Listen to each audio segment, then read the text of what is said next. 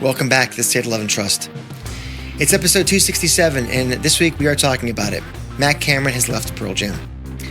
So many emotions, and we're going to get through it together as a community. We brought two friends along with us that you know and you love, and it's going to be kind of a therapy session, and it's going to go on for a little bit. So get comfortable and join us. We're going to get through it together next on the State of Love and Trust.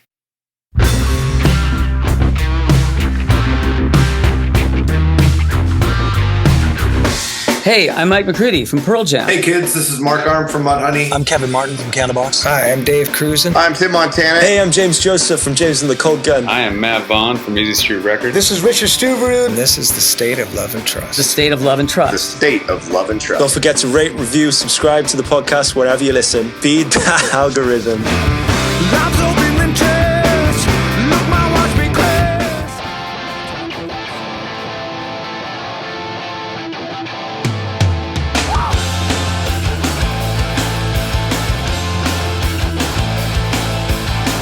Welcome, everybody, to another episode of The State of Love and Trust. It's a Pearl Jam podcast, and I'm one of your two hosts, Jason Kerepesi, and alongside me, as always, is...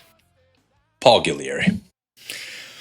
Paul, this is a show that, first of all, I have to say thank you to everybody who's listening or watching, because we're all a bit verklempt in the last handful of days here.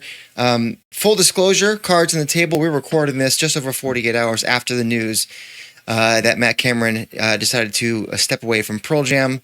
This is coming out obviously about 8 or 9 days after that, so there's a bit of a gap. So if things happen in your world where you feel differently, this is why we sound the way we sound now. There's still a bit of a shock value happening here, Paul. So I just want to say thank you to whoever's watching. Please like the video, subscribe to the channel, hit the bell for notifications. Paul, if they are listening only, what should they do? They are rating. They are reviewing. They are subscribing on their preferred podcast platform of choice. Feed that algorithm. Feed it because we need it, especially now. We need some good juju out there. Yeah, we need some positive vibes. We usually have a whole bunch of housekeeping to get through. I'm going to put the kibosh on that. If you're interested in any of that stuff, look below or look in the description of the pod wherever you're listening. So let's get into it. And before we just dive in, this is such a big topic that we can't just do it, me and Paul. We have to bring in the big guns, Paul, right? Absolutely. Calling in the cavalry for this one. First up, you know him, you love him. He's written this book and been here a bunch of times. It is Brian Stipelman. Thanks for having me back. Always a pleasure, Stip. And he could be wearing concert pants. He might not be. I would not judge him if he's not, because he has got to feel comfortable with this conversation. It's Sheehan Perera. Hello. And I'm wearing my State of Love and Trust t-shirt. I see we that. appreciate Thank you you kindly. for that. It's glad to have you on as always, Sheehan. As Paul said offline, wish this could be better circumstances that we're all getting together. Yes. But, I don't have a State of Love and Trust shirt on today. I have this shirt on. I hope you gents understand why it's apropos. So. Oh yes, Paul, we're in black because we're mourning. I'm wearing a Yield era shirt myself, so I'm trying to fit the bill here with y'all. Yeah, I put that one on Monday itself. My first show, Matt's first tour. Yep. Yeah. All right. Well, here we are. It is, as we record this, July 9th. As you're listening to it, it's going to be July 15th. I don't know how the calendar works. But anyways, it's been about a week or so. And I kind of want to get everybody's kind of knee-jerk reactions to when the news dropped Monday morning, July 7th. I joked on Sheehan's live stream that what a birthday present for me. It was my birthday that he did it. Well, yeah. A birthday you will never forget, Jason. No, I won't. I don't know why you wished for this the year prior. I'm a masochist. Yeah. And that's just how it is. No. In one fell swoop, the entire collective Pearl Jam fan base rains hate upon Jason Kerepesi. Yeah. Well, I'll tell you what.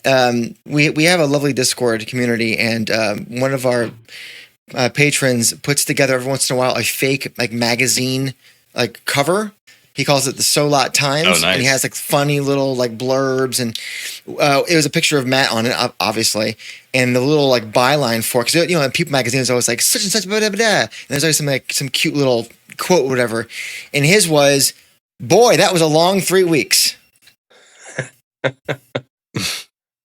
If you don't understand, it was the amount of time that Matt had to prepare for his Yield tour back in the spring of '98. Ha ha ha ha. So here we are. Stip, let's start with you. What was your knee-jerk reaction to the news on Monday? I mean, it came out of nowhere, and I think we'll talk about this later. What I was really realized afterwards is that I was surprised at how unpanicked I was. I was a fan when Dave Abersy was fired, and I thought for sure, like, I don't think these guys like being in a band with each other very much. Like, they're probably going to break up. And when Jack Irons left, it's like, oh God, are they going to go through this again? They're probably going to break up. I don't think they like being in Pearl Jam that much. And this time it was really you know what? Matt's earned his rest. It's been an incredible run, and everybody seems to be at peace with this decision. And maybe they may not like it, but they respect it. And so let's just honor that and see what happens next. I was surprised at how even keeled I was about it, to be honest. You just jet streamed right through all the stages of grief to acceptance as well. Yeah. I'm a busy man, so there wasn't time to really linger. Sheehan, how did you feel? I was shocked. I was at the gym, like getting ready to do a class in like 15 minutes, and then somehow caught it on Instagram like 56 seconds after it was posted, and I had to sit down. I mean, I'd talked a lot about how like it feels like something's going to happen with all the 1.5, 2 year comments Eddie was making and stuff, but I never thought it was going to be this. No. And I have to say, I was not calm about it. Like, I was panicked because my first thoughts were very selfishly like, is this the end of the band too? Like, what's going on? It helped me a lot when the band put out their statement, because then it was like, okay, look, it's a separate statement. They're not all throwing it in, right? If that were the case, it would just be one thing together. And what actually also helped too was, in my panic, I just went live on my Instagram and started talking to people about it. So that helped, and yeah, it helped to calm me down a bit too. But then Jason, you and I talked live later that day, and it took me a while before I was kind of calm about it, I would say. Paul, how did you learn? I hope it wasn't from me texting you. No, it wasn't actually. I was in the process of texting you, and I realized that you had preemptively already reached out about this. Here's the thing. When you look up at the sky and you see clouds and you're thinking, oh, it's about to rain. I thought it was about to rain in 2022, and it didn't. And it hasn't for the last 3 years. And then suddenly it did. And what I'm referencing is the death of Taylor Hawkins. And as soon as Matt made this announcement, I immediately went back to that Rolling Stone article where I'm just going to read Matt's quote here. He said, when I agreed to take part in the Rolling Stone article about Taylor, I assumed it would be a celebration of his life and work. My quotes were taken out of context and shaped into a narrative I had never intended. The quotes in question essentially referenced the toll that touring had taken on Taylor, and how Taylor had reached this point in his life where he had realized he just couldn't continue to do this at that rate anymore. And the touring schedule just persisted because the Foo Fighters it is a machine, not unlike Pearl Jam or any other iconic band that continues. Sure. What was it? In the same week that we saw Black Sabbath's Swan Song, and you look at those gentlemen, those Hall of Famers up there playing music, and you're thinking just how bittersweet it is to see them go, but then at the same time, this epic celebration of what Black Sabbath meant, not only to metal, but to rock and roll and music in general. I remember thinking to myself, what will it look like for Pearl Jam? Will it be this unceremonious parting of ways, or will it be something that's celebrated in the way that Pearl Jam 20 was? And I started thinking about that Rolling Stone article from 2022, and what I couldn't help shake was there was something about Matt's reaction to that moment that felt authentic, that felt relatable, that felt prescient in a way that I think none of us could understand, nor was it any of our right to understand at the time. And I feel like there was a part of Matt that was kind of thinking to himself, what does the next 10, 15, 20 years of my life look like? And I feel like the writing was on the wall in 2022 to a certain degree. I'm not putting words in his mouth, far be it from me to try to read between the lines and extract subtext that may or may not have been there. But there was just something about his reaction that felt so visceral and real. And I don't know. I felt like it was going to rain that year, and it didn't, and it finally did. I think some of us, you think about, well, sometimes older people be like, I can tell when it's going to rain because my knee starts twitching. And it's like, you get like that. It's just a gut, it's a silly thing, but like you get like a gut feeling, like you're saying, Paul. And I think you're right, because when you think about musicians, touring musicians of major acts, these guys are all in some sort of brotherhood and sisterhood, right? It's kind of like when you look at like big time actors and actresses, and like they kind of date each other. They date other like rock stars, musicians, and other acts, because only those people know what it's like to be at that level of fame, have to deal with that, and having all your people and your nest men and there's so much to deal with. And so only your contemporaries, only your peers know what it's like. And so when one of your peers, when you're really, really good friends, just goes. Yeah. I think everything becomes super clear, and that brotherhood, sisterhood thing becomes very much at the forefront of everything that's in your mind. That becomes your lenses for everything for a little bit, until you get a little bit of perspective, a little bit of distance from it, and your emotions can kind of recede into normalcy, if I may. Can I ask a question following up on that, thinking about what Jason said? Looking back on this tour and the stage banter, what Eddie is saying to the audience, the celebrations of the people who've been on the crew for as long as they have. I mean, there was a lot of that at the shows that I was at, way more than usual. Like at the time, I didn't think anything of it. Like Eddie's a sentimental guy. They've been together for a while. You can't help but wonder now, at what point did the band have this conversation? At what point did they realize this is the last tour with this iteration of Pearl Jam? Like, how much of that nostalgia and looking back and just, gratitude for that family, that brotherhood, is coming from the fact that they realize, they're done with Matt?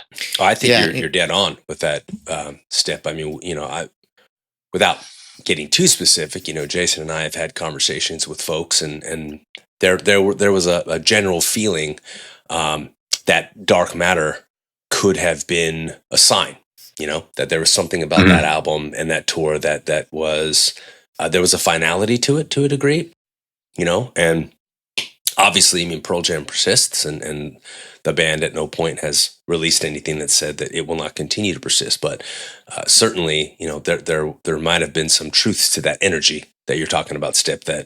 The culmination ultimately was this iteration of the band that has been here since the Yield tour. So I think that energy was probably more in the 2025 legs, though, right?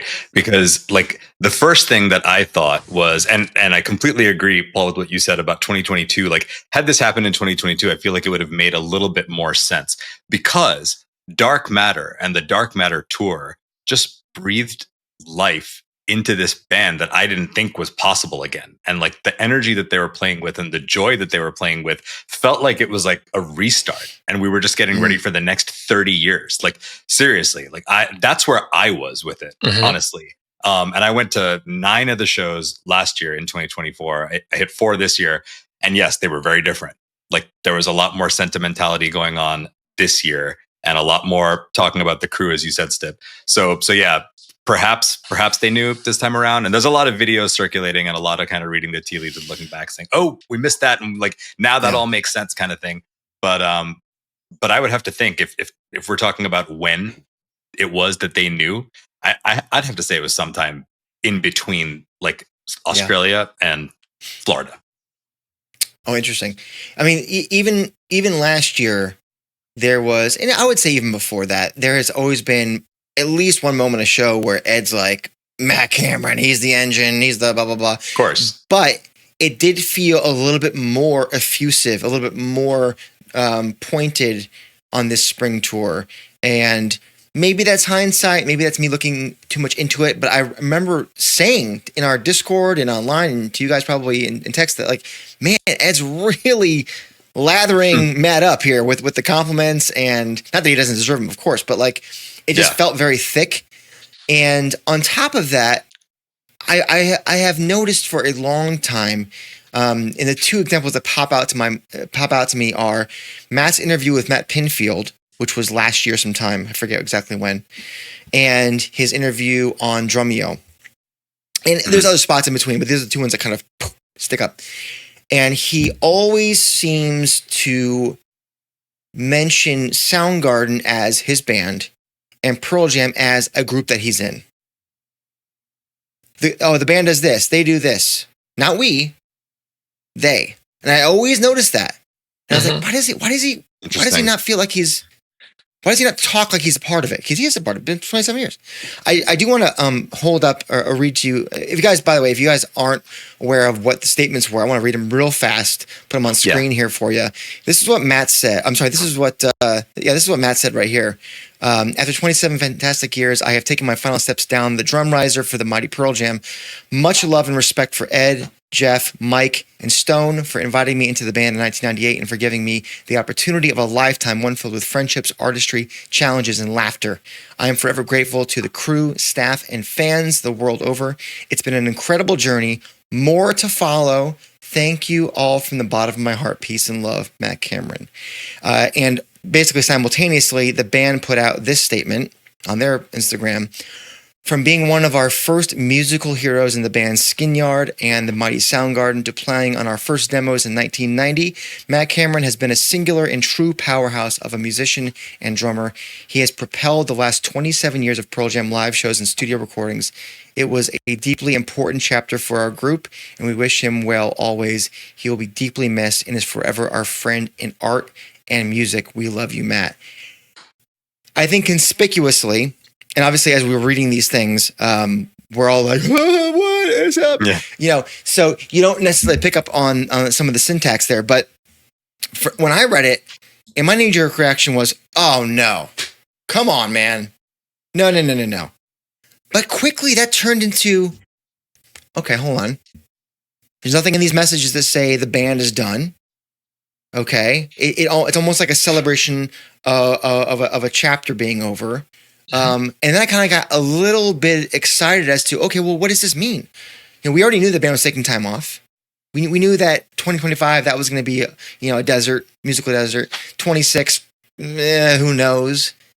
But what that means is there's a long runway for the band to regroup, to figure out what they want to do. And again, we don't know how long ago the band knew this. I think it wasn't like a shock to the band. I'm sure he's told them long ago because of what we were just talking about. But I kind of started getting excited about what the future might hold. And maybe that's weird to kind of flip so quickly, kind of like you, Stip, being like, well, this sucks, but now I'm okay. I'm calm about it. So I think that's good. And I think that as we kind of process this, the four of us together and everybody watching or listening out there, I know our Discord community has been going through the emotions, and I'm sure everybody out there has too. The Twitter replies to our post was plentiful, with people kind of clawing at the walls looking for answers. I think we should go through kind of Matt's Pearl Jam career a little bit. Let's do some studio. Before we please, go ahead. Throw one other variable up there. Absolutely. How much, if at all, do you think Soundgarden's induction was maybe, was it tied to that? Because there's a version of, as I'm thinking about, why is he quitting now? Dark Matter, the album, was, I think, his best work in Pearl Jam as a drummer. Mm-hmm. The tours have been great. Yeah. There's always been space for his contributions. There was never any sign of tension. I just wonder if you've been doing this now for 27 years in Pearl Jam, 40 years, as a rock drummer. I think he said he has, tendinitis and health issues. You're going to be one of 4 people to ever be inducted into the Rock and Roll Hall of Fame. I don't know. And how many of them in 2 separate bands, not like you were in a band and then we gave you some solo artist cred. If this is one of those, So I'm 62 years old. I'm like the oldest guy in the band. My arms hurt or my legs hurt or my knees hurt. Like, what is there left for me to prove? Like that side of it. And then also the recognition too, given how much of that the Pearl Jam of Matt Cameron's era, which is 80% of the band's history. I did the math before we started. He's been the drummer 80% of their history. Doesn't feel like that. Like I double checked my math. They're a live band. Like they record their albums to tour. They support the Pearl Jam industry, the family that they have based on the tours. If you're also thinking you're Matt Cameron, there's nothing left for me to prove, and I don't want to hold anybody up. I don't want to be the reason why somebody can't tour, why somebody can't pay the bills. Are these two things together? Just, you know what, we just finished a tour. This is just the time to exit. So I'm not holding anybody back. And the Rock and Roll Hall of Fame lets me, close like the chapter on my active career as a musician instead of like just, I'm going to fill in here and there as a session musician, play on somebody's album. I don't think them getting into the Hall of Fame was a tipping point. I mean, that Soundgarden getting nominated and voted in kind of was, I think, regardless of what he's doing in the band right now. Personally, I think that is a nice little end of year. I'm on my own kind of celebration, and that final Soundgarden album will come out at some point, and he can celebrate that with his bandmates. I just think he's probably tired and hurting from touring. Like you said, he's 62. He missed the most shows due to COVID across 2 years. Yeah. Yeah. So if I can add to that too. So Stip, I don't know that was actually like Jason said, the tipping point, but I certainly wouldn't rule it out as a possibility, as a possible contributing factor. And like, you made me think of, cause I'm a huge tennis guy too, right? Like like among the greats for tennis, a big thing is getting the career Grand Slam, right? You win all 4 Grand Slams. And when that happens, you see them dip a bit because like you're chasing something for so long. And then when you've finally gotten it, you kind of lose a little bit, or you relax a little bit and you lose a little bit of just kind of your mental motivation. And so, yeah, like maybe without even knowing it, if there were any of these thoughts kind of in him and just wondering like, no, do I deserve to do this yet? And then suddenly second Hall of Fame induction. Yeah. You know what? Like, I am feeling good about this. Like, you're right. I think it could be, maybe the straw that broke the camel's back or something, but involved. Something that came up, by the way, as I was scrolling through all the comments across social media, obviously a lot of people were like, is the band going to be done? Is the band going to be done? I don't think any of us think that the band is done based on the message and from the band. Anybody disagree with that? Okay. Yeah. No, I think it would be a lot more definitive if they were making an announcement like that. And then some people were afraid that we'll be back here just a couple of years after the next drummer is selected. I think it's the people were worried that whoever gets picked to replace Matt is just going to be around for like a Josh Freed situation where he just shows up and is like, all right, we're good. Drummer kind of thing. Yeah. Yeah. I don't know. I mean, I don't think they want that, but maybe they do. I don't know. I think it's a valid point. Yeah. I think it depends who they bring in. Yeah. True. All right, let's dive into Matt Cameron's musical contributions with Pearl Jam. Notable songs that he wrote or co-wrote: Evacuation, In the Moonlight, Get Right, You Are, Unemployable, The Fixer, Johnny Guitar, Dance to the Clairvoyants, Take the Long Way, Get It Back, Dark Matter. Just some of them, I think. Most of them. I'm of two minds here, guys. On the one hand, I think he's sort of had a little bit of every previous drummer in him. Like, I think he's got some of the power and energy that Dave A would bring to the music. I think he's got a lot of the feel that Cruisin' added to the 10 songs. And I think he's got a lot of the influence on songwriting that Jack had. I think that he's probably technically, skill-wise, probably the highest of all of them. I think he can do more than anybody that we've had. But I do believe that Dark Matter was a moment where we finally saw the governor come off. And I want to read a quote from Andrew Watt. I gotta find my notes here. From a Rolling Stone article about Dark Matter when it came out. He said, if you listen to the demos, the first thing that Eddie Vedder heard when he was surfing those waves was Matt Cameron playing along with Stone, Jeff, and Mike. Those are the 10 demos. And if you listen to Temple of the Dog, that's Pearl Jam with Matt Cameron drumming. And on some of the later Pearl Jam records, Matt, being the amazing musician, producer, drummer, and multi-instrumentalist that he is, was playing parts to fit the songs. I wanted him to fucking let loose. My goal, and I think this was a shared goal for everyone, was for there to be a Soundgarden and Temple of the Dog level drumming on a Pearl Jam album. We wanted Matt's personality to shine through. That's my jumping off point, because I think we all agree that Dark Matter was his best drumming effort in the studio. Mm-hmm. So with all the other songs that I mentioned, which there's a lot of great ones in there, what do you guys make of his musical in the studio legacy? I'll start with Sheehan. I was going to say, I like that quote. I remember that quote, but I agree that Dark Matter is definitely showing the best side of Matt as it pertained to Matt in Soundgarden. But I don't agree that it was the first time he was actually being that creative. Like, I think that his first outing with the band in the studio, Binaural, like, I think even though he's not credited with writing the songs too, like you almost have to give it to him for how much of the toms we're hearing, right? Like think about the intro to Grievance or think about Insignificance. Like they're so drum focused, but they're perfect. So they're creative in a different way that his drumming on Soundgarden was not, but it was Matt. It was pure 100% Matt, and it was different than anyone else had done it. I mean, maybe the tom kind of thing comes close to like a Jack Irons on some of the songs, but I do think it was really awesome. I mean, like he later on kind of delved more into actual songwriting and even lyric writing and things like that. But I would say no, like he was doing it from the beginning. Like he changed what it sounded like. Paul?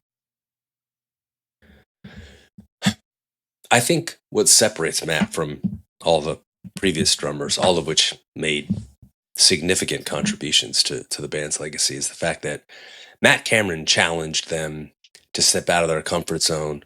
And I think he challenged them as musicians in ways that the other bands did not. I think that the other drummers were integral but complementary pieces to what Pearl Jam does.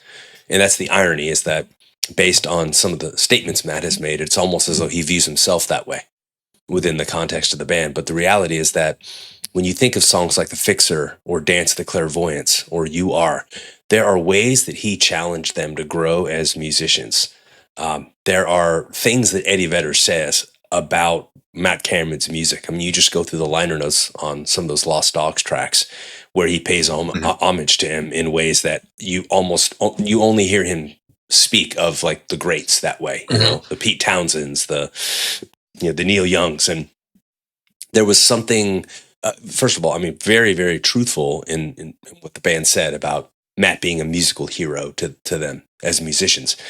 I think that we don't see music that we saw from, Binaural through Dark Matter without Matt Cameron. And I don't think we see the risks and the creative leaps and the willingness and an ambition to try new things and expand the depth and breadth of what they were capable of when composing a song and what lays beyond the horizon, or what lies beyond the horizon, pardon me, without that push from Matt Cameron. So for me, that's probably the biggest thing that I'll miss about Matt and his place within the band. And it's one of the things that always excited me most about his inclusion in the songwriting process from record to record. I don't know. I feel as though that is the part that will be very hard to replicate. It would be hard to see them find another drummer that they can include in their process that is going to help them continue to feel driven in the same ways to stretch themselves the way that Matt Cameron inspired them to do. Here's my question, and I'm hoping, Stip, you can follow me on this one. Sheehan, I hear you, because I agree. Some of the drum stuff on Grievance and Insignificance, for example, are very much Matt. I think that when I say governor on Matt, I feel like, and one of the reasons why I say that it stuck in my mind that he would refer to Pearl Jam as they or the guys or just, not we. The reason why I felt like he maybe felt like almost like an outsider in ways was that because he built Soundgarden nearly from the ground up. He was almost from the beginning, right? He co-created so much of that and had his stamp on that without limits. He could do whatever he wanted. He was writing riffs. They were getting on records all the time. And while he has a lot of songwriting credits on Pearl Jam's catalog, I feel like because everything has to go through the Eddie Vedder filter, and Ed's influences are not super wide. They're pretty classic rock, some punk in there, pop stuff, hooks, pretty straightforward stuff, right? And that is going to confine somebody who naturally wants to get weird and go off into these beautiful trails of music down through undiscovered woods. And so when you say it's Dark Matter is his best Soundgarden drumming level, yeah, because he was allowed to be a little bit more himself, I think. Whereas I think he enjoyed writing his parts, but I think he felt he needed to be more inside certain guardrails that would fit a more traditional Ed-approved song. And when he got songs in, it was because they were Matt, but just enough inside the Ed guardrails to work, if that makes sense. Do you buy that? Yeah, but let me offer a slightly different take on something. Okay. Not too far afield from that. I mean, Matt is, I think, an incredibly selfless musician. Matt has played on a million different albums and shows up in places you would never expect him to in a way that like the other guys in the band don't, that I don't know that the other guys in Soundgarden did. I was a big Our Lady Peace fan in the 90s, and like he shows up on like some of their albums of all places. Mm-hmm. And I think Matt has always approached his work as like, I'm showing up in a band, I'm showing up in a song to be what that song needs. Right. And Soundgarden as a band decided they were going to... Soundgarden constructed songs. Like every Soundgarden song, from Bad Motorfinger on especially, always felt crafted. People sat down and worked at this. And I don't mean that as a criticism. Like when you're writing in odd time signatures and making everything big and epic, like that takes work. It is labor, and there's space in there for people to do more complex drum things because you're just going to build songs in those ways. Like Pearl Jam as a band has always written from an emotional place. Like Pearl Jam songs generally feel like they just kind of fell out of them. Even the complex ones, for the most part, feel like they just could have been written in 5 minutes. And just they captured like this moment, and that's what's there. And so Matt is going to play in service of those songs because those songs are experiential and they're not designed to be canvases for him to do lots of flashy stuff. But I don't think it's because one of these things is more or less authentic to him. He may have his own personal style in the same way that Jason Newsted, the original Metallica bassist, like one of his favorite not bands. Not original. Well, yeah, not original. Not Newsted. I'm sorry. No. Cliff Burton. I'm sorry. I meant to say Cliff. One of Cliff Burton's favorite bands, I was always shocked to find this out, was REM. And this is like IRS, Murmur, Reckoning, Fables of the Reconstruction era REM, just given when he was alive. There's no reason you would think that listening to Kill 'Em All. But, as a bassist, there's the recognition that this is what I might like to listen to. This is what I might play left to my own devices. But in this band, I can't be Mike Mills. I have to be Cliff Burton. I have to play this way. Right. I don't know Matt at all, so that I couldn't tell you which one of these is the authentic Matt. I could picture the Soundgarden stuff. If you're going to be on a drum video to showcase your drumming, you're going to pick more interesting, flashy things. But he's I think a jazz drummer by training, and just shows up on anybody's album in anybody's genre and does what they need him to do. And I think that's how he understands his identity as a drummer. Like, I am there to be the engine that allows the song to happen rather than showing up to be the Matt Cameron show. Like Jimmy Chamberlain is maybe my favorite drummer to listen to from that era, but he shows up on a Pumpkin song and he is there so you can listen to Jimmy Chamberlain. Like he is fighting with the other musicians for space. And that's just not what Matt was like. Yeah. No, I'm with you. And what came to mind immediately as you were talking about him just popping up on certain songs or records. You guys remember that song with Josie Scott from Saliva on the Super Spider-Man soundtrack? Hero. Sure do. On that? Yeah. Matt's on that. That's it. Matt drumming. No way. Yes.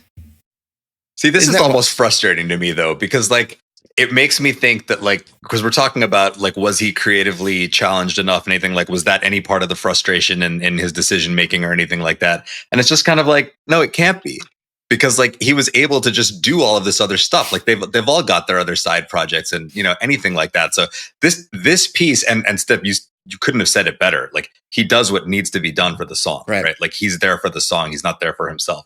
And sure, like if that was starting to get a little old and maybe there was this like burst of dark matter kind of being a little bit more along his lines, sure. But yeah, like part of me, if we go back to the reaction question, the initial reaction, one of my first reactions was also, why couldn't he have just said, I'm retiring as the touring drummer, but I'm going to continue writing songs with them in the studio? Like that was one of my things, just like, oh, like, please don't go. Well, I wonder if the conversations with the other guys in the band, he was like, is that something you'd want to entertain? Maybe they were like, that would be too hard for us, or I don't know. I mean, I also think about the next Pearl Jam record. What's up?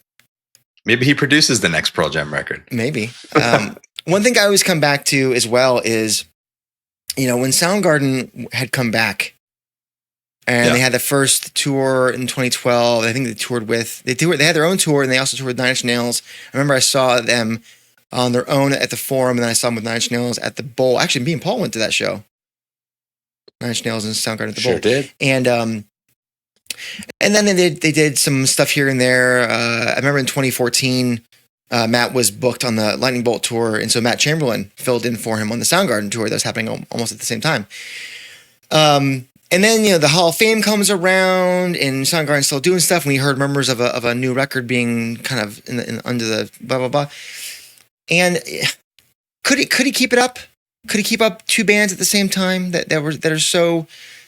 I don't know. I don't know if the timeline would have been different if maybe this would have been 5 years ago, 6 years, 8 years ago. I don't know if he would have tried to do both.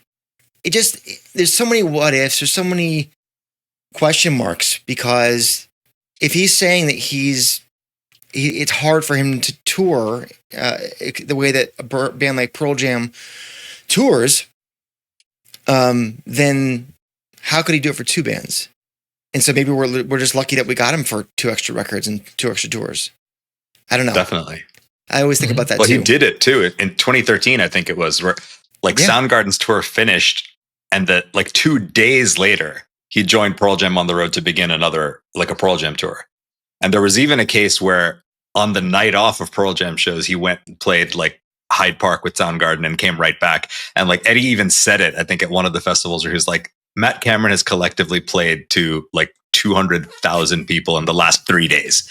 And so like, because it was with Soundgarden and with them at different festivals. And so yeah, he did it, but that was 12 years ago. Didn't he say too, like, oh, that was a bad idea, I shouldn't do that again? I have a recollection but of I would believe it. He was 50 then. I mean, that's hard at 50. Yeah, I mean, there you go. If Chris Cornell is still with us, is Matt Cameron still with Pearl Jam? I think it's a valid question. That's a good question. I mean, I just don't know how sustainable staying in two powerhouse bands. See, like but that the Matt Chamberlain thing, I think, is what's telling. Like we were talking before we went on about like some music biographies that we've read, and Soundgarden was like never described as that healthy. Everybody, I think it was Everybody Loves Our Town. It might have been in Grunge is Dead. Matt tells the story about when Chris came to him the first time to say, hey, Soundgarden is breaking up. And, Matt's experience, I think, was like relief. It's like, well, we knew this was coming. Like, let's just get this over with. If he had been waiting for Soundgarden to come back, somebody else would have filled in for Pearl Jam. And what people have always, said about at least the Matt Cameron on iteration of Pearl Jam, like this is a band full of professionals. These are guys who get along. There's no diva shit.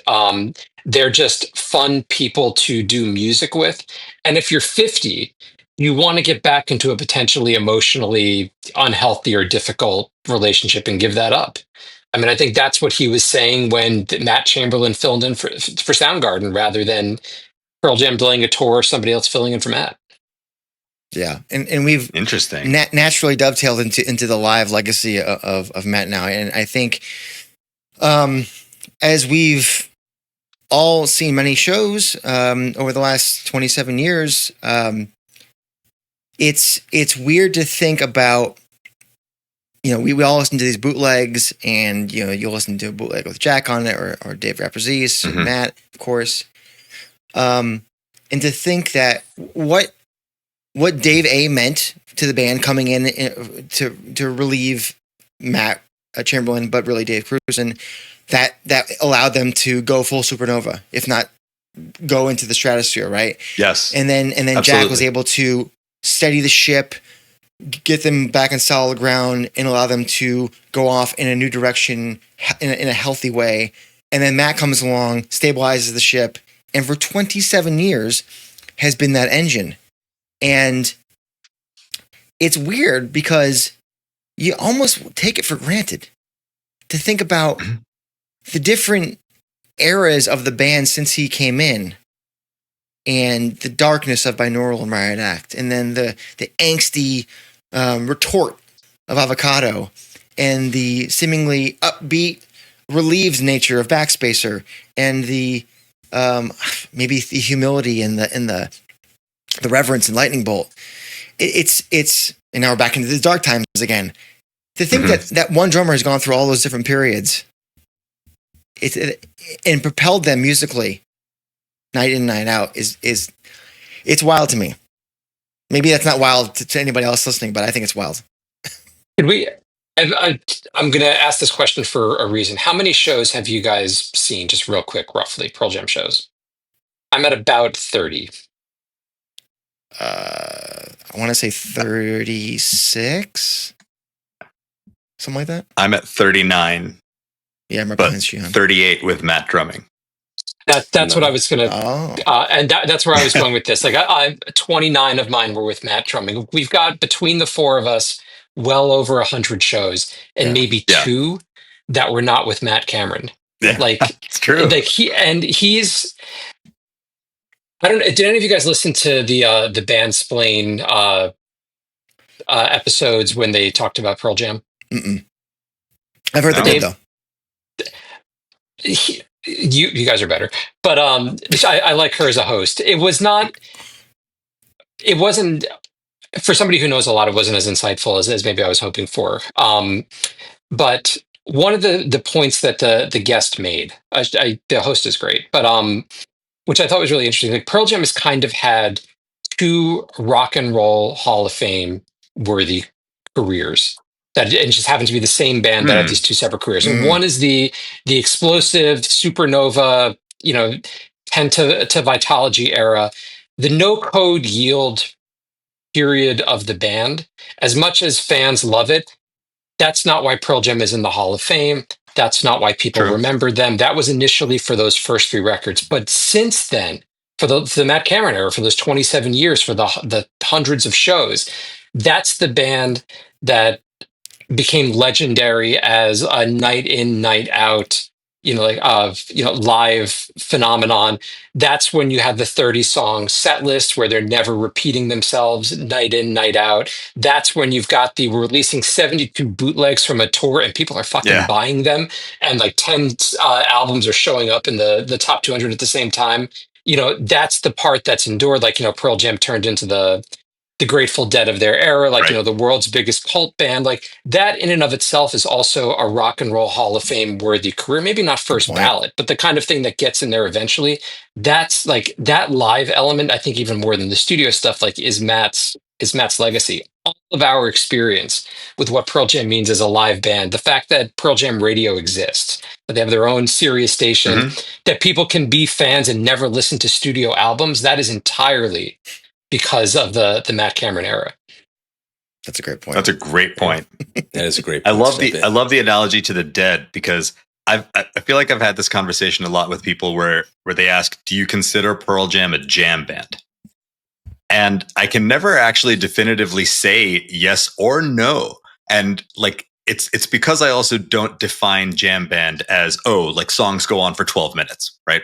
Like they may do that occasionally kind of thing. But to me, like another part of being a jam band is actually everyone on stage existing as a single organism. And I think Pearl Jam had that, right? Like they could take a song and just play it differently. And no matter who started doing something different, they could all fall into place really well.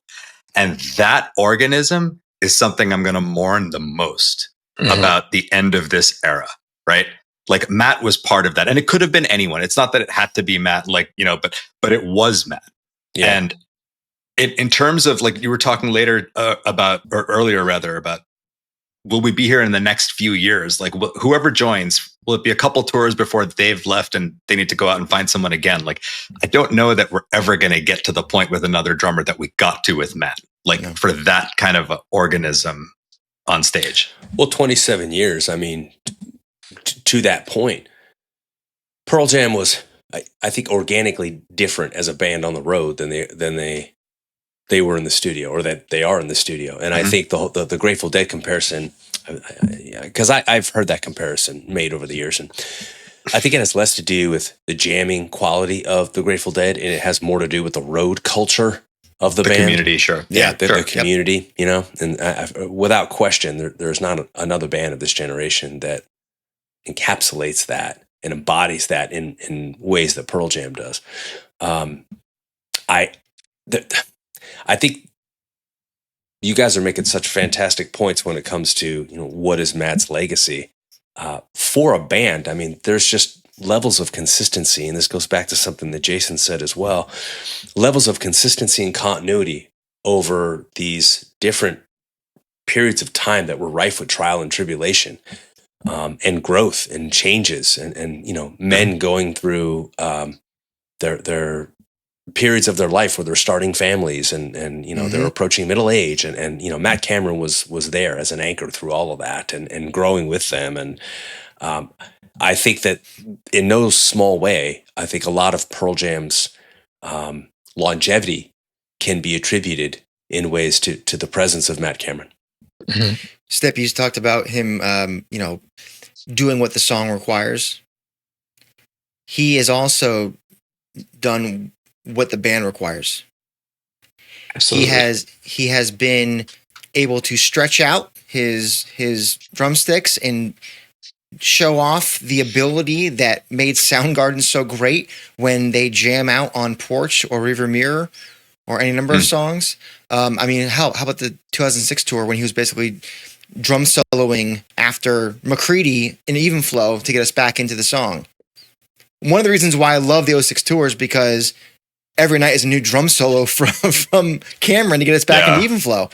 That was so. Missed that. He is an absolute. You said it. He's been a rock. He's been consistent. He has been what the band has needed, and he's had, like I said, a little bit of each previous drummer's great qualities kind of wrapped into one, and I've been able to apply them. Even if he didn't really feel like doing the WMA thing, didn't feel comfortable with that, or maybe he wanted to play In My Tree differently. Well, we got a different version of In My Tree. That's kind of cool. Okay, cool. No worries.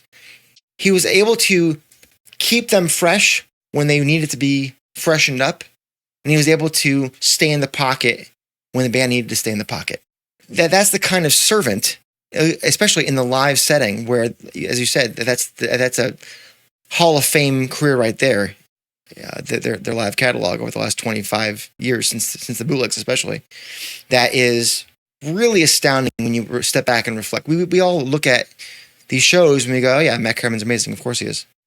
But night in and night out, doing what he does, that's where he earns his paycheck. Even if you think that he has been governing himself or just playing to the song, and that maybe he feels like Soundgarden's his band and Pearl Jam is a job, that he's done a fucking great job of keeping this unit, this animal, on the tracks for 27 years through all these different life changes and political changes and what have you. So,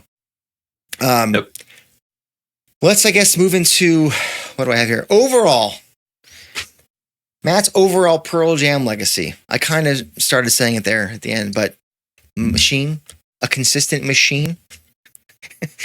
Anybody want to take it off of that? A consistent machine? I always used to think of, so I'm a huge Allman Brothers fan, and they used to always call Butch Trucks, who was one of two drummers in Allman Brothers band, the freight train. And so I always kind of thought, like, yeah, Matt was that too. Like, he definitely did. He shone when he needed to shone, but he was the freight train. Kept it going. He allowed for the marathon sets. I mean, yeah, just everything we've already mentioned is all part of that beautiful legacy.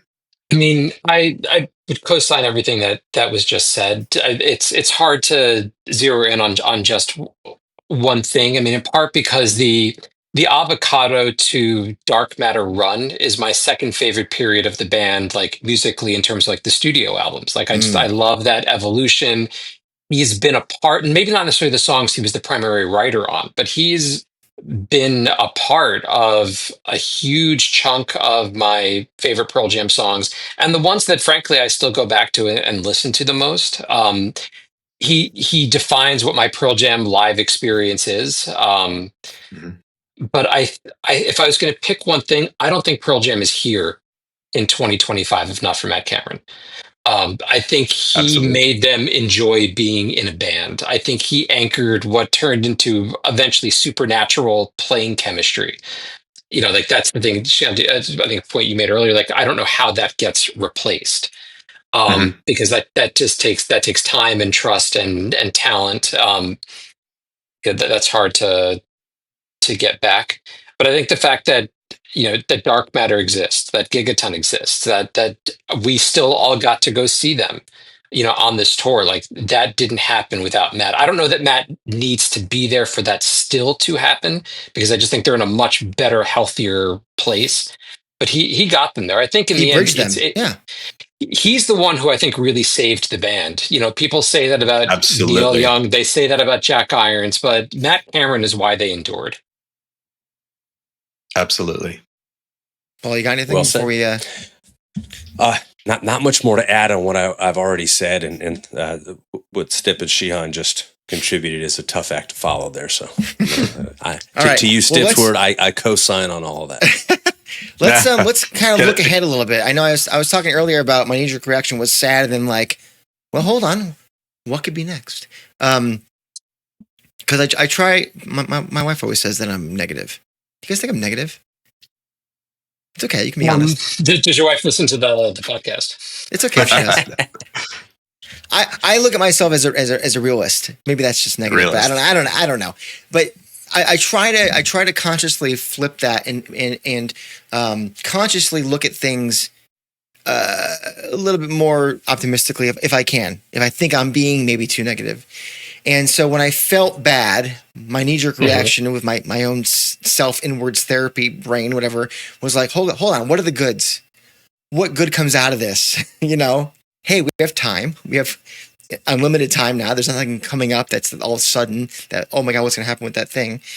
But for Matt, let's focus on Matt. You know, we heard rumblings probably back in like January, February, I think, that his Wipers cover band is going to do some originals. So we got that. So maybe he pulls like a Dave Grohl and comes out from behind the drum kit and starts fronting that more consistently. He's got Third Secret. I bet you there's a third Secret coming out at some point with Kim and Chris. He put out that EP with Shannon Shepherd a few months ago. And obviously, as I mentioned before, there is that final Soundgarden album, 7 songs that'll come out hopefully this year. I believe I've read that the legal stuff has been sorted. So great. And listen, I think we're all Soundgarden fans here to some degree. And I know a lot of people out there are big Soundgarden fans. What does that mean? What does that mean? Do they do nothing? Or do they do like maybe like a short couple of shows with a bunch of guests?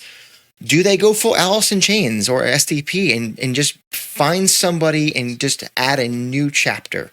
I don't know. What do you think it holds? What future do you think holds for Matt Cameron? I don't think he tours. You don't think he tours at all? That'll start to feel like a betrayal. As sanguine as I've been about this whole thing, if he's like now suddenly going to go do 30 dates with his new band, like, all right, that'll bother me. I think Matt's going to continue to be like a session studio musician. He's going to make albums with his friends. And he's going to have a great time doing it. And he's going to play an occasional show. I think he's still going to be really prolific, but he's not going to have to go out and play for 3 hours straight, every other night for months at a time. I agree with that. Like if it was a Soundgarden kind of thing, it would hurt a little bit. But I would love to see him continue to tour. Actually, what I picture in my mind is, if you're familiar with the Tedeschi Trucks band, right? So I talked about the Allman Brothers. This is Legacy. Derek Trucks, his wife Susan Tedeschi, but a jam band who tour with 2 drummers. There was once footage of backstage of them playing before a show in Seattle, where Matt was on the other drum kit. And they were doing In Memory of Elizabeth Reed, one of the most famous Allman Brothers songs. But there was Matt kind of playing off of another drummer and getting to exercise some of his jazz chops. I'd be really happy for him, like if I saw him in that kind of a situation where it's like, hey, stay on the road, like stay doing what you love, but it's just not as taxing anymore kind of thing. Like I would actually be happy to see him do something different like that too. I guess I'd be okay with that. I'll allow it. Nice. Paul, what do you think about that? Would you feel okay with him doing a new version of Soundgarden? Would you feel okay with him doing nothing? What do you hope to see from Matt? I mean, I think after the last 27 years, he's entitled to do whatever the hell he wants. And of course he is, Paul. We know that. That's implied, Paul. I'm asking you what you want. I would like to see Matt Cameron. There's nothing that I want. I want to see Matt Cameron continue to be seen. And if seen means what Stip and Sheehan just alluded to, then I think that would be great. I mean, what I don't want is for Matt Cameron to just disappear. For him to say, I'm tired, the Forrest Gump line, I'm tired, I'm going to go home now. It's just turn around. I mean, I'm hopeful that he will continue to remain prolific. And I'm sure that, from time to time, perhaps in the future, like who knows, like that there might be a show or two where Matt maybe sits behind the kit once more with Pearl Jam. I mean, obviously not in a full-time capacity, but I don't know. I think he's ready for the next chapter in his life. I think that he's worked hard to get to that place, and what he has contributed to Pearl Jam is indelible and won't be forgotten. And I there's something so natural and organic about this. I guess it was arresting when I first read it, but at the same time, there's a certain measure of peace I've already made with it, I guess. Yeah. I almost feel like this is the natural culmination of this relationship, and it feels time, strangely enough. Like when you really sit with it, and hopefully for those of you watching or listening, after listening or watching this conversation, my hope for you is that you arrive at a similar place. Yeah, because like his note said, more to come. More is coming. As you said, Sheehan, with Tedeschi Trucks, jamming out. Maybe he'll do some more jazz stuff. Maybe he wants to do another Third Secret. Maybe he doesn't. Maybe he wants to sit in a jazz hall every third Saturday of the month. We have a place, a jazz club down here in Studio City, in the greater LA area, very close to where Paul used to live and where I live. That is called the Baked Potato. And, hand to God, they literally have a menu that is 27 different kinds of baked potatoes. That's all they serve food-wise. Very interesting. But it seats like 28 people, and it's just like a jazz fusion blues club. and they're just in front of you, and these people are incredible. And you've got Philip Sayce coming in there, and you'll have Robin Ford come in there, and you'll have all these really legendary like guitar players. But then I saw Danny Carey of Tool play with Jimmy Vivino from Conan O'Brien's old band. Nice. And Dan Weber, I want to say his name, the keyboardist. They're playing jazz songs for an hour and 20 minutes. I'm like, this is fucking incredible to see Danny Carey just like, and I met him afterwards. I go, Danny, big time fan, blah, blah, blah, blah, blah, Tool, blah, yeah. Super nice guy. And I'm like, how did this all come together? He goes, I showed up and I asked what the set list was. And we just kind of, I don't even know most of these songs. Like, what? He just rolls up and goes, what is this, 145 blues? All right, so that's the kind of skill level that Matt said. I can see him having a good time just rolling up to some jazz club and being like, what are we playing tonight? Oh, I know that one, cool. And that would be amazing. And I think he'll do some of that. I think he'll make some new music. Hopefully he'll make some new solo stuff. I mean, Moonlander was forever ago. So, I mean, if Matt's doing stuff, I'm going to listen. I guess. And that's the best part of this too. Go ahead, Stip. No, please. I was going to say, that's the other part that I knew early on, like on Monday itself, right? No matter what Matt does next, the entire Pearl Jam fan base is going to show up for it. Mm-hmm. When Matt Cameron releases a record, no matter what genre of music it is, we're all going to buy it. And when he comes through town, we're all going to go see him. Even if he doesn't play one beat of a Pearl Jam song, he's part of us. We're part of him. Like, that does not change here. Yeah. And I firmly believe that for the entire Pearl Jam community. Stip, what were you going to say?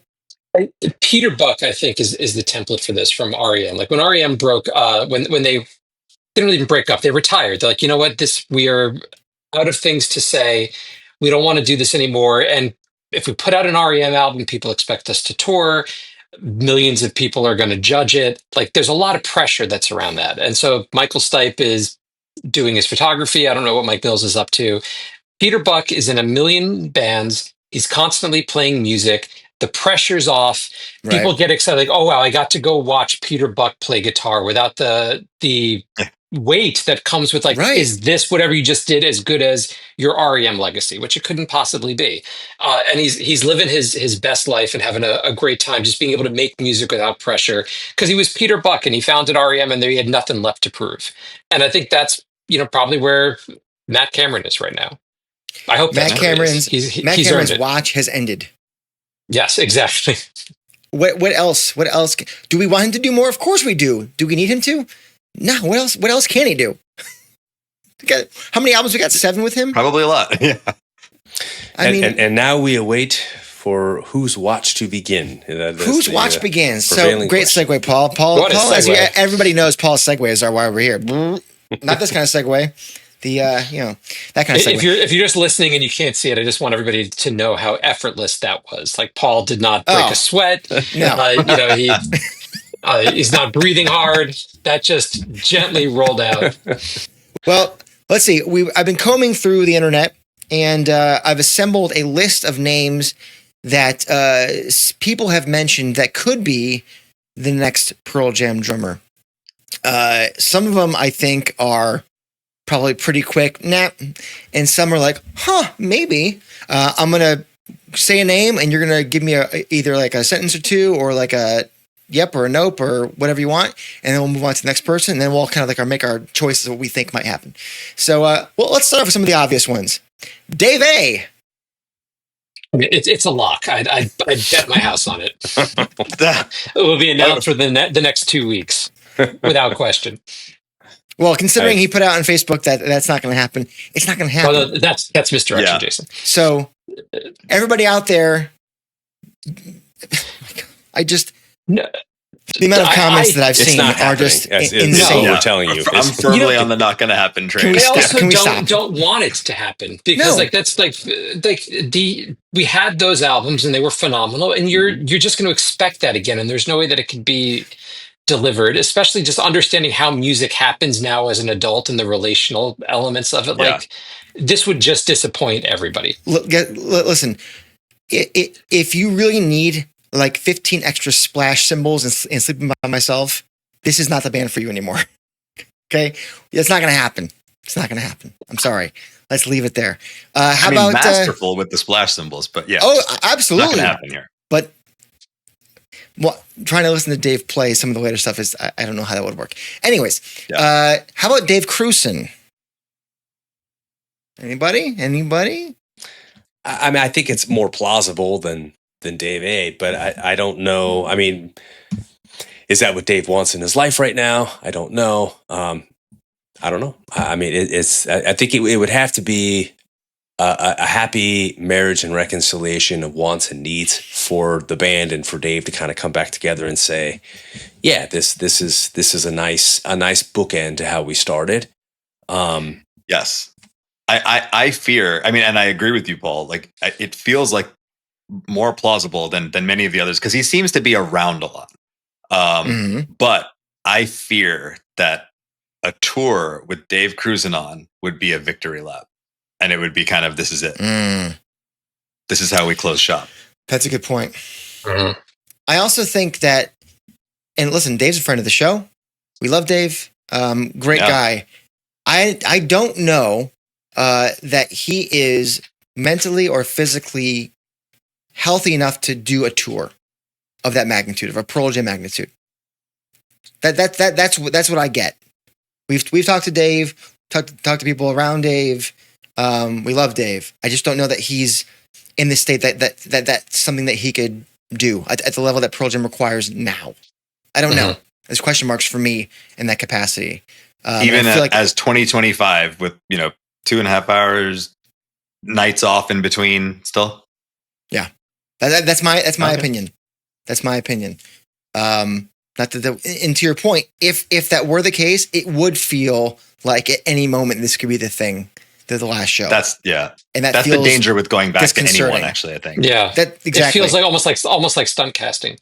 Like for all the drummers in the world, they can only then go back to who and the course of a 35-year history too.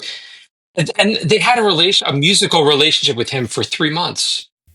Probably more than that, but like not that long. Yeah, no, it's crazy. Yeah. I would say also probably my guess is a no on Jack Irons. Everybody. Yeah, I'd say that. Don't know enough Jack about was very Jack clear Irons about what he wanted in his life when he stepped away the first time. So. Yeah. I think similarly to Dave Krusen, I don't know that health-wise either. They asked him to come and play on Whale Song at Ohana, and he declined. So if he's not showing up for Ohana for one night, I don't think he's going to show up. If you can't get out of bed for Whale Song, you're not going to show up for it. Well, he sent his son. He's like, Zach, go do this for me. Yeah. Take care of it, I Zach. would love to see Jack back in the studio with them. Man. That I would be open to. How about a 5-song EP, one with each former drummer? Anyway, put that in the universe. Okay, algorithm, take it away. How about we'll get a little more serious here, I think. Josh Freese, no longer a Foo Fighter. Anybody? He seems to be a chameleon that could kind of do whatever was needed, but I saw him once with the Foo Fighters. I don't really know enough about him, or I don't know that he would be able to fit into the mold. I think it would just be kind of like a let me learn this and play it. He is a bit of an assassin in that way. He's played with the Vandals for a long time, Perfect Circle for a long time, The Offspring, The Police. I think stylistically he can play kind of anything. Got the chops for sure.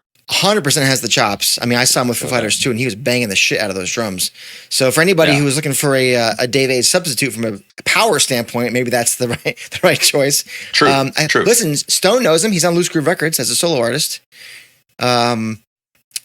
But I don't know that. I think he kind of likes being a free agent to some degree. I don't know that he ever felt that he'd be a long-term player with Foo Fighters. He said that actually after the Foo Fighters thing. Yeah, I mean, it's. I think he liked being in that band. He wanted to remain in the band, but I think he also liked being in all of the other bands too, and that's a problem for some people. And I think it's probably one of the problems, I'm guessing, that Dave may have had with him, and from a focus point of view. I don't know if that's something that would bother Ed and the guys. I'm not sure, but he has the chops and he has a relationship with Stone. So maybe. Here's one people have mentioned. Our friend of the show, Richard Stuverud. That's, I don't hate that choice. I would like I think the person they pick needs to be somebody they have a musical relationship with, at least some parts of the band, because that's the thing that I'd be the most concerned about, is just being able to reproduce that chemistry, in the moment, more than the technical ability of the drummer. I agree with Stip. I mean, it's something like a Chad Smith or Josh or something like that. I think it's a lot more plausible for the reasons Stip just explained. There's that comfort. Well, he does have a history, right? Yeah, he played on Stuverud in particular is one of my top two because specifically his relationship with Jeff. Right. So on Monday itself too, I spent a lot of time being sad specifically for Jeff, because that's the rhythm section, right? Yeah. Jeff's experience on stage is going to change more than anyone else's. And it's because bass and drums is bass and drums. So I would give extra weight to Stuverud just for the familiarity and the friendship, the camaraderie of all of that with Jeff. Yeah, it's an interesting point because they've been buddies for almost 40 years at this point. Obviously, they were in R&DM together. I think also maybe Trace Fishes too. And on Nothing Man demo and some other Vitalogy era stuff, he actually tried out to replace Dave A, by the way. I don't know if you guys know that. I don't think I did. So he has attempted before to become the drummer. I don't know. I know he's a huge Who fan. We know he's a big Keith Moon fan, which I know that Ed would appreciate. I'm not sure that he's technically diverse enough for the band. I know a lot, it depends on personality, and I don't know how much the other guys know him as well as Jeff does, which is obviously very important. But stylistically, I'm not sure that Rich is diverse enough. Okay. We saw him play in Fresno and Oakland, and he did a great job, I think, especially in WMA. That was great. Do you guys think did stylistically? Half the show there, though, right? Like, didn't he split it between Josh and Stuverud? Yes. Weren't those shows split? Yeah. Yes. To your point, then, right? That's kind of where I'm at. I love the connection, and he's such a great guy. And he beats the shit out of the drums, which we love. We love a Keith Moon disciple. Hey, probably get Nothing Man more. Maybe. You're offering yourself a good segue with the Keith Moon Who comments, by the way. Well, I'll get to him. Okay, I'll get to him. Someone else that Stip, you mentioned, Barrett Martin. He's my top choice as a drummer. He's Really? been in a lot of Well, you're a big Screaming Trees fan too. I'm a huge Screaming Trees fan. Okay. But he's played with REM. He's been in a lot of diverse bands, and the Trees were a way more musically diverse band later on in their career than they're given credit for. Did Mad Season. I don't know if he would fit with the band, at all. But in terms of just who I would love to see them play with, I think he's incredible and deserves a moment like this. Never probably had the career that he deserved to have. Paul, what do you make of that? Because we talked to McCready, we talked to Brett and Sonny about the Mad Season record. We got to know a little bit of the inside of that record and Barrett's influence on it. He's same age profile. He's a rock drummer, but also has a lot of world beat eclecticism to him. Gosh, I don't know. I think a lot of it is going to hinge on who do they want to be on the road with for, months on end. I mean, you know what I mean? I mean, there's, I think a lot of this is, these are life decisions now. It's not about career as much as it is, so.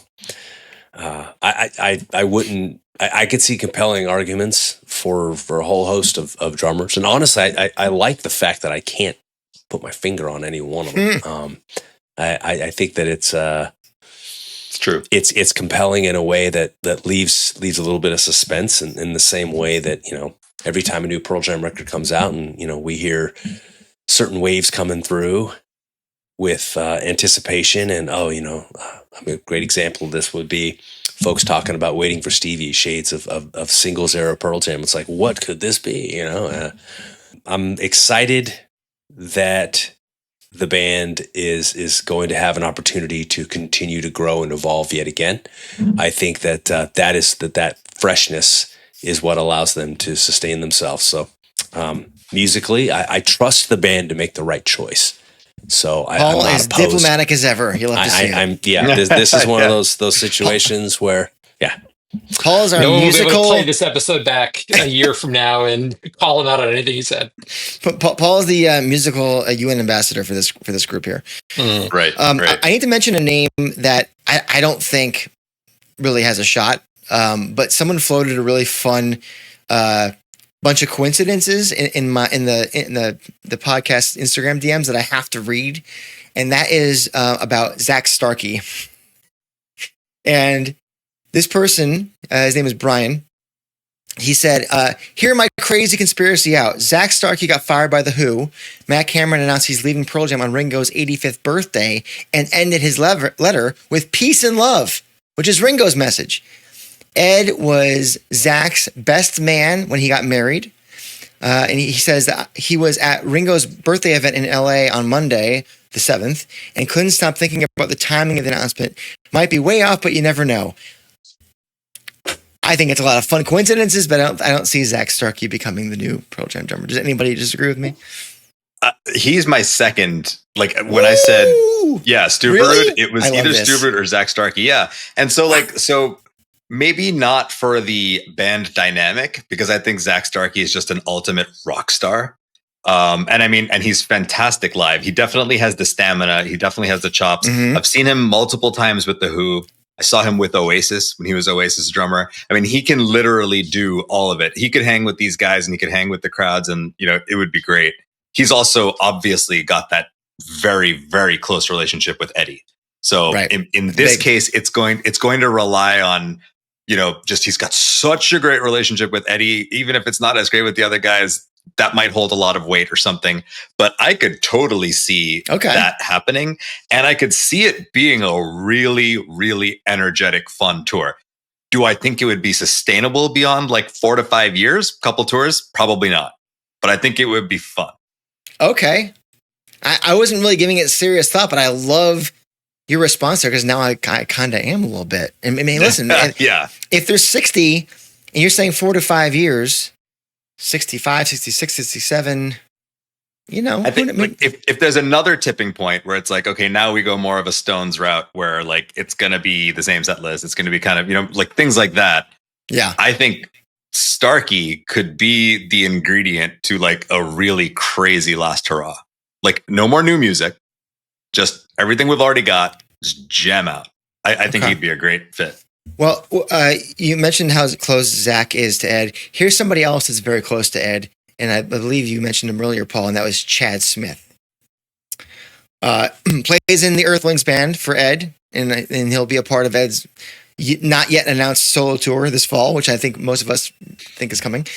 And I think he's buddies with most of the guys. I mean, they've known each other for damn near 35, 40 years now. He is an incredible player. He can still beat the shit out of the drums like he's 25. He's not aged in that capacity. I don't know how he could pull off double duty with the Peppers or not. What do you guys think? Sit on this guy. Is he happy with the Peppers? I mean, they're the bigger band. As they shouldn't be, maybe, but are they? Though? They are. Like I was gonna say, are they? In terms of Spotify listens, maybe not. Their last big hit was probably 06. Danny California, Snow. The last couple of records didn't do much. Like I would love to be wrong about that. Would you want him to be the drummer? Do you like him? I like Earthlings. Yeah, he was fantastic with Earthlings. He is. And here's the thing I would say about Chad Smith. I think he could do it, and it would almost be refreshing for him to do it, because I think he would play the songs his way. Mm-hmm. I don't think he would come in. I think every song would sound very, very different with Chad Smith on. Well, we have examples of this. We've seen Eddie by himself, and they've played Corduroy, they've played Porch, they've played Rearview Mirror. So yeah, it would change. It would change a lot, but it could certainly keep going. Let's put it that way. Paul is sticking with this with the stiff upper lip. I got two more. I got two more, Mr. Ambassador. Okay, how about Matt Chamberlain? He's known the guys for forever. He was a band member for 3 weeks. We know he can play. He plays with Stone a ton. He played with Tori Amos. Yeah. He plays on Painted Shield. He filled in for Matt on Soundgarden, as I mentioned earlier. He's a hell of a player. Would he want to do it? Would he want to be confined to that? I mean, this has got to be a good gig. Chad Smith, has got a steady paycheck coming from playing gigs for the Chili Peppers. Like, there are most bands, if Pearl Jam's inviting you in to play, it's not like, do I want to confine myself to this? It's going to be a couple months out of the year, touring, playing to sold out arenas. Seems like a hard thing to say no to. What do you think, Sheehan? Would you take a Matt Chamberlain? I feel like I know Matt Chamberlain in too much of a different sense. I think he's probably one of the best session drummers out there. He was just on tour with with Paul Simon, and so like I kind of don't see him doing a 2.5 hour rock show. I know he certainly could, but yeah, I think he's just got the chops. I don't think he's hurting for tours or anything like that either. I think he's pretty high in demand, but I think he would do it. I don't know that he would. Again, maybe not a long-term thing, but it would be cool. It'd be part of the history coming back. Because it's hard to know if they're looking for somebody to stem the tide or somebody to be the new member. Right? Because when Cameron came in, it was like, we need you to help us fill out a tour through the end of July, and then they're like, this is good. Let's just go ahead and keep on going. And 27 years later, here we are. It's an interesting variable. Like, does somebody come in to just help them do their next tour, and then they try some people out until they figure out who feels good? Well, like if they collectively think, guys, we've all got 5 years left. Okay, then we go maybe like what I was saying about the Zach Starkey route, right? Let's have a lot of fun. But no, we might really want to keep doing this for 25, 30 more years. Okay, we got to find someone different then. It'll depend. Well, that someone different is the last person that I have here that is the person that I think might be the choice. And that person is Stephen Perkins from Jane's Addiction. And I think why is he on your list? Yeah, okay, go ahead. I'm about to tell you, Stip. Yeah. I'm sorry. I was so eager to hear. I jumped the gun. Yeah. I'm gonna blame internet latency for that, and not you interrupting me. So you threw me off my track here. That's fine. I think stylistically he is congruent with what Pearl Jam does. I think he plays jazz. He can play rock. He can play blues. He's added world beats to his sound over the years. I think he has a flair to a lot of his music, especially with Porno for Pyros, for example. He's around the same age of the guys, and more importantly, he's a little bit younger at 57. He's a massive fan of Keith Moon, like Stüverud is. He's a massive fan of John Bonham and Led Zeppelin, like Stone is. And maybe most importantly, I think he has a really good relationship with the guys in Ed. They've known each other forever. I think they've toured together as well. They've come up on stage with Pearl Jam, I think when they were down in Brazil. And guess what? That's right. He's available, guys. I don't know if you remember the old Dave Navarro and Perry Farrell fisticuffs that ended Jane's Addiction's career, but Steven's a free agent now. And I think, Steven told actually Modern Drummer last year, they did a video on him, like a big rundown of his kit. And he says that he loves Jane's Addiction because he's known those guys for so long and he feels safe in that band. And that allows him to feel creatively liberated. And the question is if his relationships with Pearl Jam are as deep enough to allow him to feel the same way. And if they are, I think stylistically, I think personality-wise, I think chemistry, he's a real, like, kind of loosey-goosey, like, it's all good, man. I'm just here. I'm here to rock out. Like, he's very chill. I watched a video of him, albeit from 14 years ago, play The Who's Who You Are. Oh, my God. The dude absolutely rips. And I think as I'm going down the checklist of what would make a great next Pearl Jam drummer, I feel like he ticks a lot of boxes. I don't know if you guys know a lot about Stephen Perkins or his playing, but immediately I was like, holy shit. Because I think Chad Smith's a great shout. I think Barry Martin's a great shout too. But Stephen Perkins kind of felt like that dark horse no one's really talking about. I'm like, but he's friends with the guys. Well, I mean, really that's 3 or 4 folks already that, we have already made compelling arguments for at this juncture, right? That's the short list, Ed. That's the short list. I mean, I go back to what I said before, as much as we want to joke about me being diplomatic here, I trust the band to make the right choice, and I don't think that we'll be disappointed no matter what direction they go in. They know what they want and what they need at this stage in their lives and their career, and I think that this wasn't a surprise coming from Matt. It feels like it was discussed and it clearly was properly handled with class and dignity and professionalism, and I feel like the next transition will move forward in the same vein. All right, gentlemen, we are at the point where I think we need to look right down the barrel of the camera and kind of just, if you're listening or you're watching, this is how we feel. Go ahead, Stip. I mean, Sheehan, Jesus Christ. Well, no, hold on. Before we get to that. Okay. While we're talking about next steps for the band, right? Uh-huh. Can I just put out another request there? Because I'm clearly not as far along in my stages of grief as the 3 of you. I'm still very sad about this, in denial. So here's part of my negotiation phase. Right? Okay. I'm ready for this. Yeah. We haven't had a Lost Dogs in 22 years. There must be more than enough material with Matt still on it that has not been released. I sincerely hope we get some more studio material with Matt on it. Please give us Lost Dogs version 2. Stray Cats, here they come. Hey, Stray Cats, there we go. That's it. Just got to get it. Because we're talking about what did the band do next. In addition to this, please just do that too. You know what? You deserve it. For you, they should do it. If they don't do anything, new music or tour for the next 18 months or whatever, great time to throw out a compilation. Keep a name in the flow in the. Sheehan, there is Long Lost Christmas single with your name on it. That there's got to be one more in the pipe somewhere. Yes. 2019, here it comes. 5 years, 6 years late. Yeah. All right, let's say our thank yous to Matt. Oh man, this just feels be tough. Now it's hitting me. Then I have to say thank you. Stip, you go first. Okay, well, Matt, you've been an integral part of some of my favorite music of all time.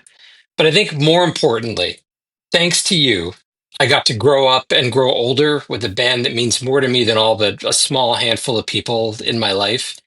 And I'm not just speaking for myself. I've got to have the soundtrack of my life actually follow my life, that the playlist kept growing as a living and ever-present thing, and not something that I need to look back on, but something that always arrives just ahead of me and ensures that the song that I need right now is always waiting for me. And that's a soundtrack that you helped write.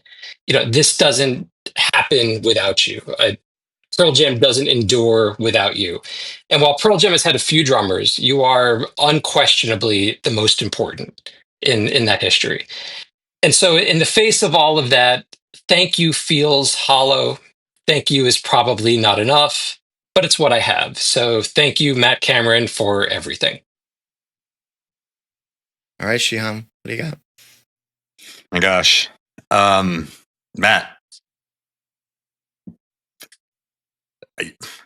It starts and ends with thank you, but you were the steady heartbeat behind every song. But at the same time, you were the calm in the Pearl Jam storm. And as you move on to whatever's next for you, just know that your presence shaped so much more than just the music.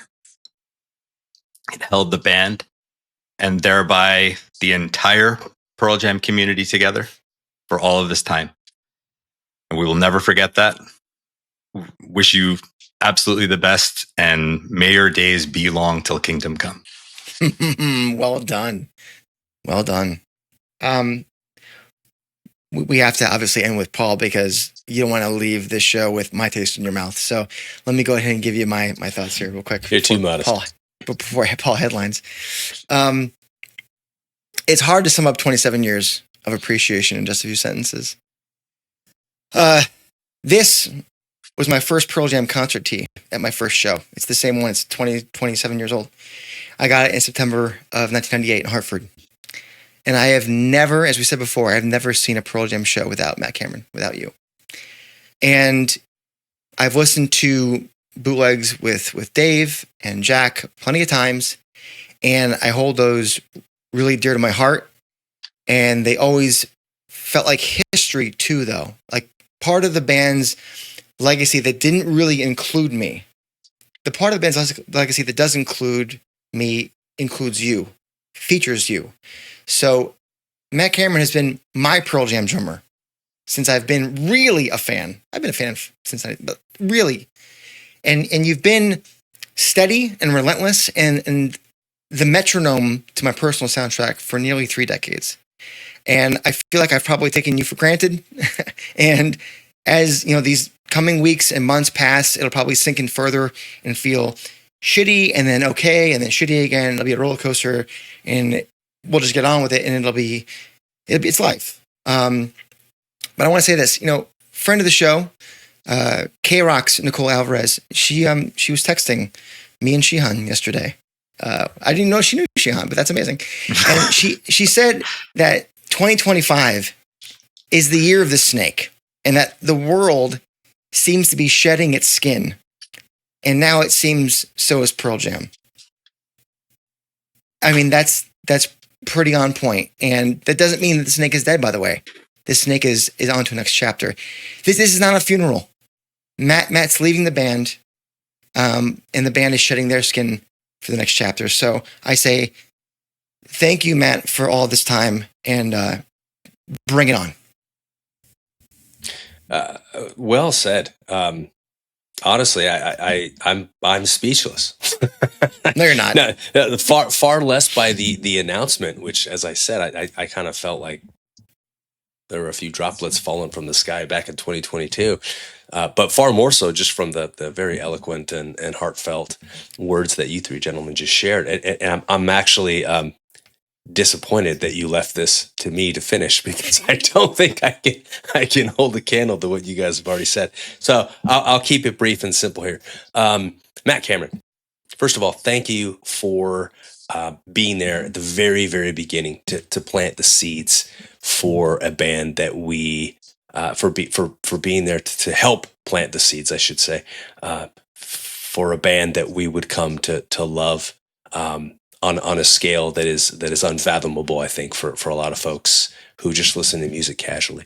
I don't need to enumerate all the ways in which Pearl Jam's music can impact one's life or help frame it. I think Stip did a beautiful job of that. I don't need to talk about how important your playing has been live. I think Sheehan and Jason did admirable jobs of that as well.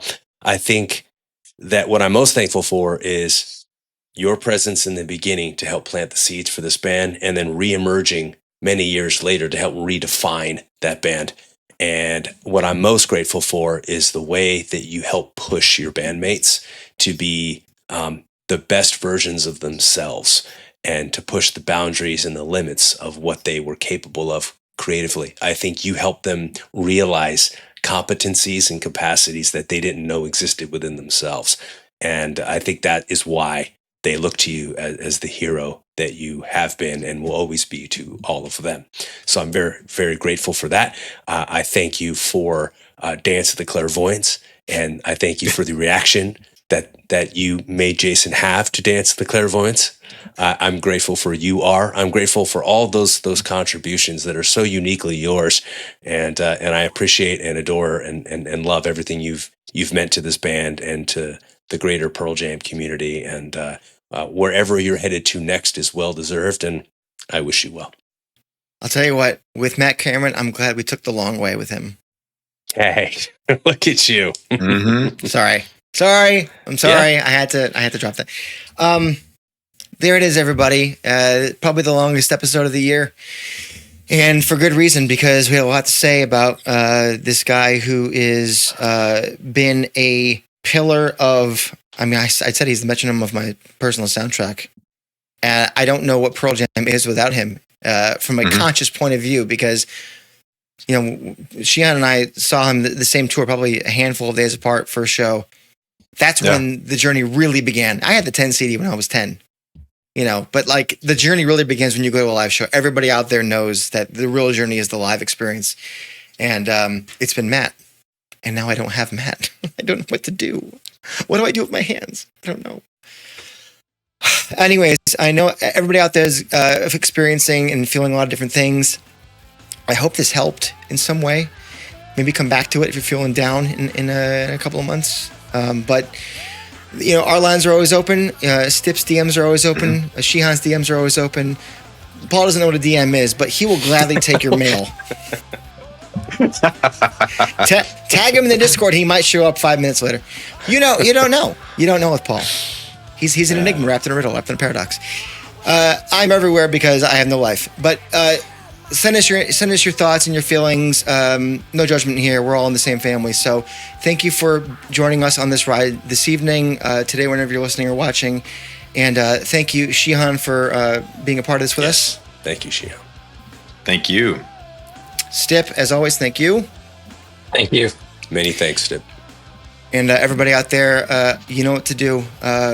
Like and subscribe, or do the review thing. And we'll see you next week with something. I don't know how we get past this, but we will, because life moves on. Yeah. Until then, you've been listening to or watching The State of Love and Trust.